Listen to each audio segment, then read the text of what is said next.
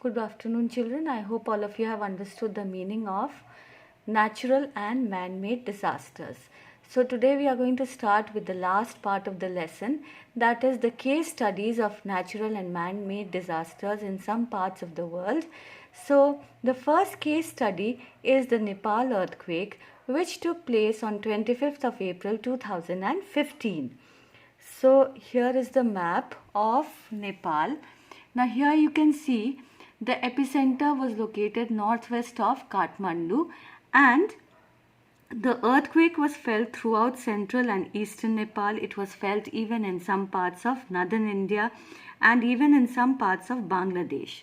So this earthquake was very devastating. It was a strong earthquake, and it affected some of the densely populated regions of Kathmandu, about which we'll study later on in this class itself.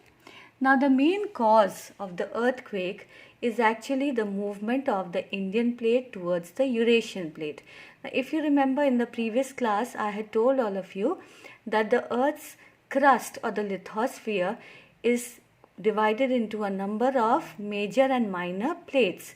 The plates consist of the oceanic crust and the continental crust, which is believed to be floating on the mantle.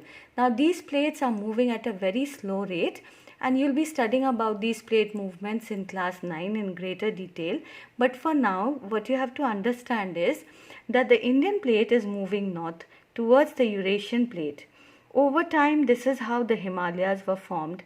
Plates move slowly, but when they collide, pressure is released in the form of earthquakes that releases energy in waves that travel through the Earth's crust and cause shaking of the Earth. Now the effect of earthquake. It resulted in immense loss of life and property. There were some tourist spots, famous tourist spots, as you can see over here in this picture over here. This is of Dharahara Tower, which was like this before the earthquake, and after the earthquake it broke. Similarly, it was totally destroyed.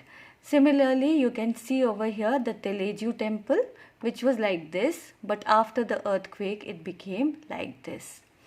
So the tourism was greatly affected. Then children, the other effect of the Nepal earthquake was that due to the earthquake, landslides were triggered, and due to this, it devastated rural villages, and the shaking produced widespread damage in densely populated parts of Kathmandu. In Kathmandu, there were many buildings which collapsed, about which we have discussed also. Alright, then similarly children, here you can see in the next picture, this is some of the mountaineers who frequently go to Mount Everest. So there were some mountaineers who were stranded because the earthquake took place. It triggered an avalanche. I hope you remember what is an avalanche. It is a huge mass of snow and ice which starts sliding down the slopes of the mountains. So when the earthquake took place, the avalanches were created, and it killed many climbers and stranded hundreds of mountaineers. So in the next picture you can see that for quite a few days they were stranded, and eventually they were all airlifted. You can see the picture over here of airlifting of the mountaineers. So children, the earthquake was very devastating in nature. It resulted in immense loss of life and property, and because Nepal is not a very well developed country also, so many countries including our country also offered help.